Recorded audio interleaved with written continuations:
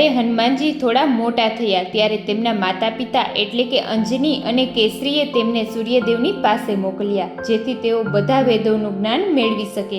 માતા પિતાની સલાહ માનીને હનુમાનજી સૂર્ય ભગવાનની પાસે પહોંચ્યા. તેમણે સૂર્યને પોતાના ગુરુ બનાવવા માટે પ્રાર્થના કરી. સૂર્યદેવે હનુમાનજીની વાત સાંભળી અને કહ્યું, હું એક ક્ષણ માટે પણ ક્યાંય રોકાતો નથી. મારો રથ સતત ફરતો રહે છે. હું આ રથમાંથી નીચે ઉતરી શકતો નથી. આવી સ્થિતિમાં હું તમને જ્ઞાન કેવી રીતે આપું?